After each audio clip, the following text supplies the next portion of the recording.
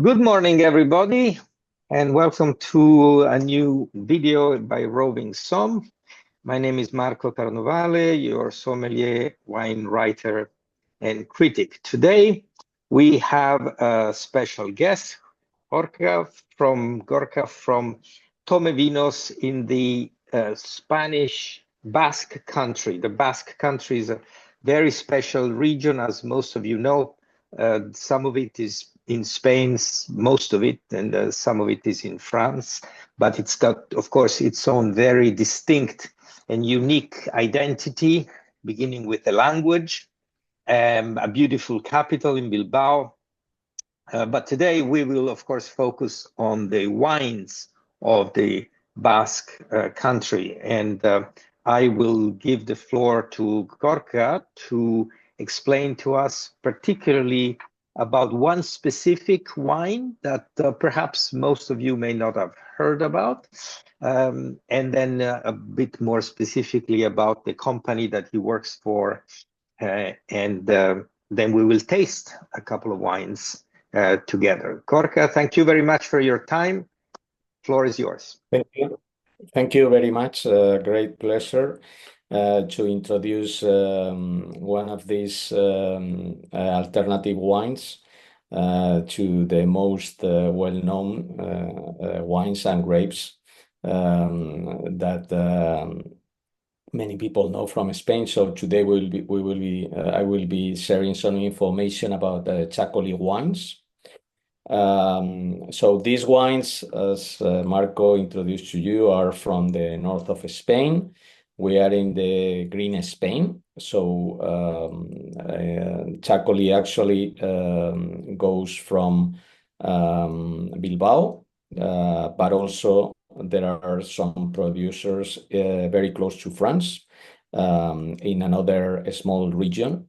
Our region is called Bizkaiko Txakolina, and our neighbor region is Txakolina. So today we will be talking about Bizkaiko Txakolina, DO. To give you some preliminary information, this is a fairly new DO. Compared to, for example, Rioja, which is the most well-known region in Spain. We start in 1994, so very, very recently.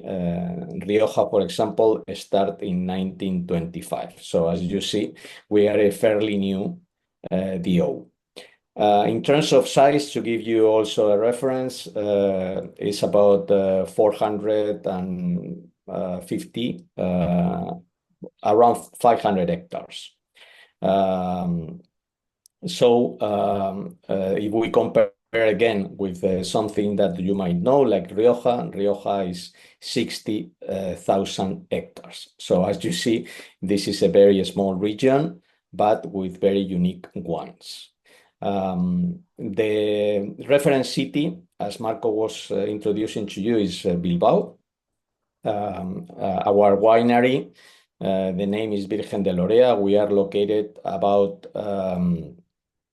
15 kilometers from Bilbao. Bilbao main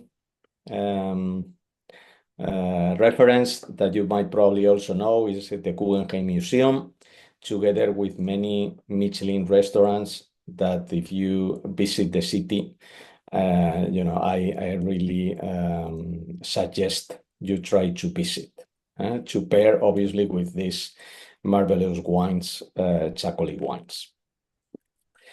And what else? I don't know, Marco, any suggestion about some interesting information that people might be interested regarding besides this brief introduction?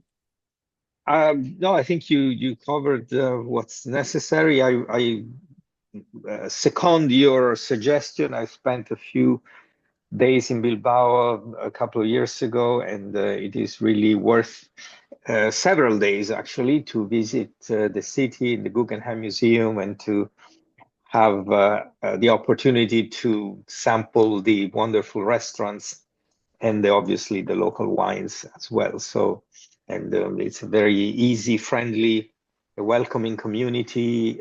You can find accommodation for all budgets. And yeah, just there's an international airport, of course. So hop on a plane and go to Bilbao, and then maybe rent a car and drive around as well to visit the vineyards. And yeah, so Correct. yeah. Maybe as a complement, I mentioned the size of the DO, but to complement that, there are currently around 30 plus producers. Obviously, the different size companies. In our case, as I will later introduce more details, we are one of the largest ones and more or less represent around 10% of the total production. Total volume for this small DO is around 2 to 3 million, 2 million to 3 million bottles, depending on the vintage. This year has been particularly short one. So the 2024, which is the current vintage, has been lower production than normal, around 25% less than the previous vintage, the 2023, basically for a very dry spring. We are very close to the coast, and here weather either in winter and summer is very mild, but particularly during 2024, the spring was very dry, so much lower rain than usual. This basically provoke lower yields, as I mentioned, around, depending on case by case, but on average around 25% less. Okay, that's very good. Now maybe you can move on to the company itself. You have a very interesting history going back to the 17th century. So it's obviously not a new thing. It's new for a lot of wine drinkers, maybe, but definitely you've been around, well, about 300 years at least. You can tell us a little bit about that. There is a family that start producing Laia Seca is the name, producing Txakolian cider. Cider is another product quite common in the Basque region. However, nowadays, this Virgen de Lorca, we focus only in Txakoli. So as Marco mentioned, 300 years producing Txakoli.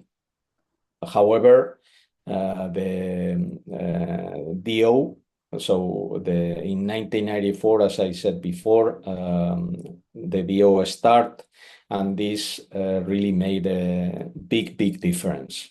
Basically, because before that time was not a defined standard for the grapes. We were using some grapes from various places. In 1984, in our case, we replant the whole vineyard with new varieties, and this has been a really big change in terms of the quality we are able to provide to our customers. So just to explain, when you say DO, you mean the denominación de origen, right? So yes, correct. This is what you see here on the label in Spanish. Correct. It would be what the denominazione di origine controllata in Italian, or the appellation d'origine contrôlée in French. So it's the classification and the categorization of a particular grape in a particular region that follows a certain discipline and rules and so on. And obviously that is a further guarantee of quality control. In the case of our winery and all the wineries that are under this Bizkaiko Txakolina DO. There are two main grapes. With one of them is Ondarribi Suri, which is the most common in the DO. And there is another one that is called Ondarribi Serratia, which is the one that, in our case, the one we use. In your bottles, I have Ondarribi Suri is this one here, right? You use it correct. For this one. Yes. So a very beautiful bottle. This is maybe the first wine we can talk about. Laureaco Ama, which I found very intense of flower aromas, quite fresh, a little tingling to start.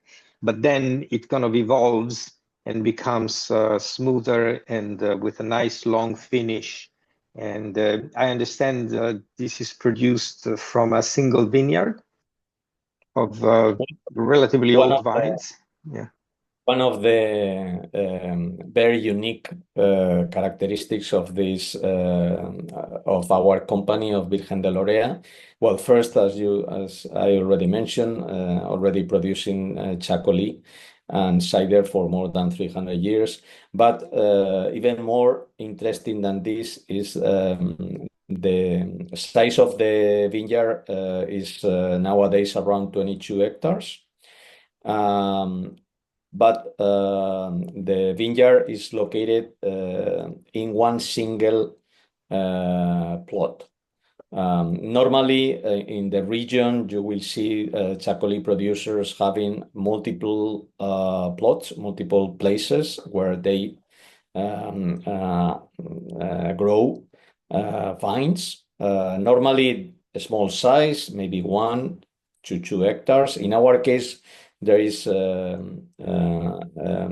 one single vineyard around the winery, around the cellar, which makes the largest producing Txakoli vineyard anywhere in the let's say in the Basque region.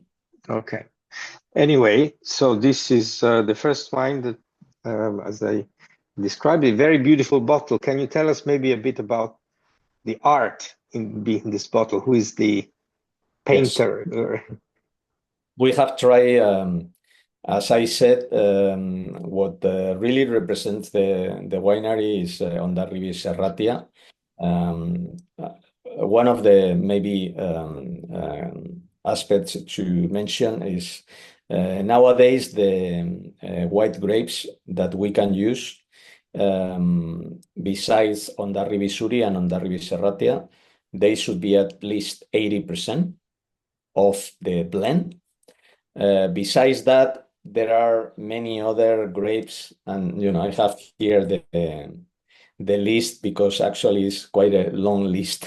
So, in order not to give you wrong information, so basically, besides Ondarribi Suri and Ondarribi Serratia, we also are able to use Follet Blanc, Gros Mansen, Petit Mansen, Sauvignon Blanc, Riesling, and Chardonnay.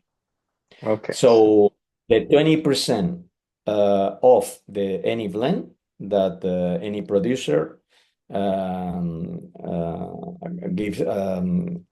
makes must be at least 80% of Ondarribi Suri and Ondarribi Serratia, and then 20% of the white grapes that I mentioned.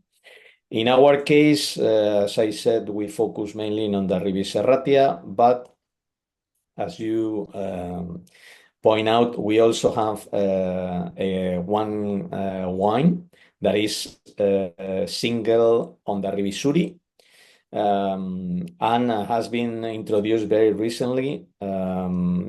Tries to complement what we have been producing for many years, and trying to attract new customers.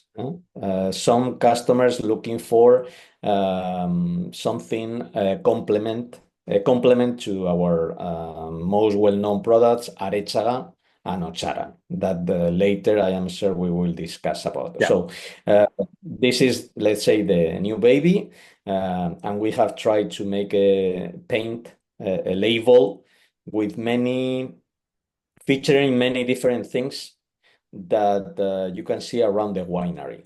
We are very close to the coast, so you will see that there is a beach represented in the label, or you can see several other things that basically are places or activities that you can do in 10 to 20 kilometers around the winery. Loreako Ama actually is the Basque translation of Virgen de Lorea.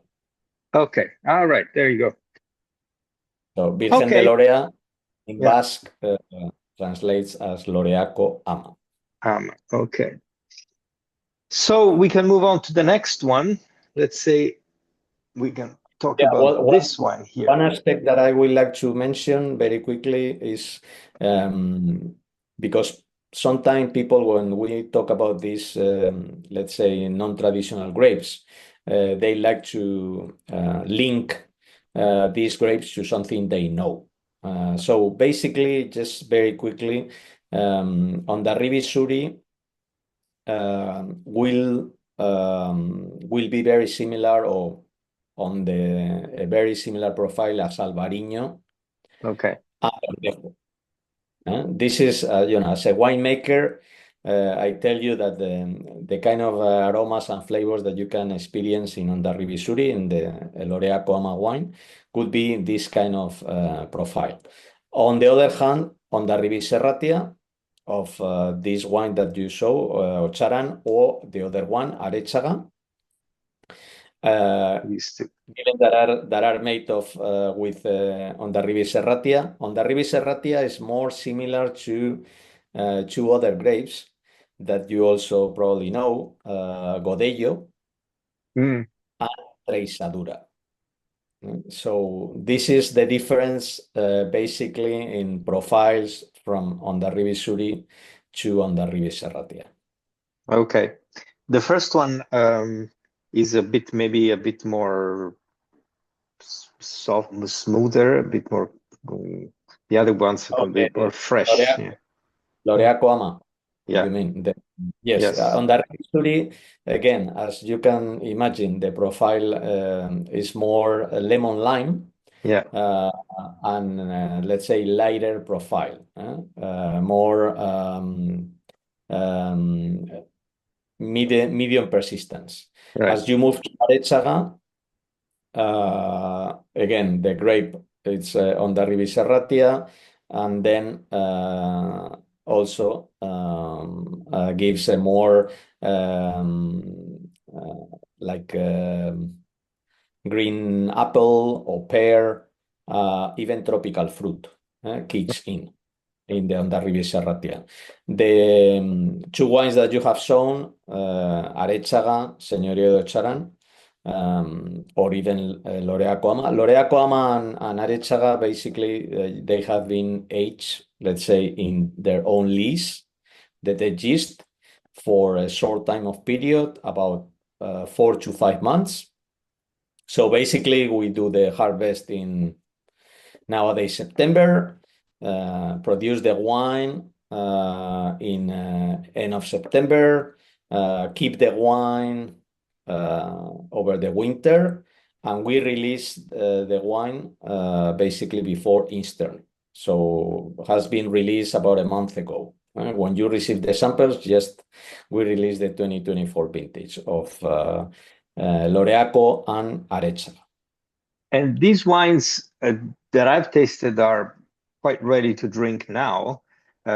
What would you say about the aging potential, if any, for this kind of wine? Maybe not too long, I would imagine, but what would you recommend in terms, if one wanted to let them evolve a bit more in the bottle, is that something to be considered, or you should just drink them soon after they're released?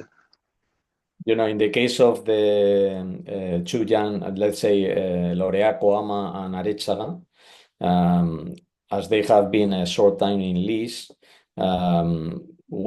these wines are normally drink within the next, let's say, six, about a year, no? So next vintage will be released again in 2026. This time a little bit earlier, because as I mentioned, the vintage has been 20% less. So we will probably release the new 2025 vintage a little bit earlier. Obviously, we don't know how the vintage is going to be. However, I tell you that the wine for the current vintage, the 2024, basically will last until the end of the year. So Okay. early next year, probably January, we will have to release the new vintage, the 2025 vintage. So yes, these wines are produced and designed to be consumed fresh and within the 12 months cycle, no? Different story is the Señorío de Charan. Señorío de Charan that you have also shown. This wine has been in lease for 8 to 10 months.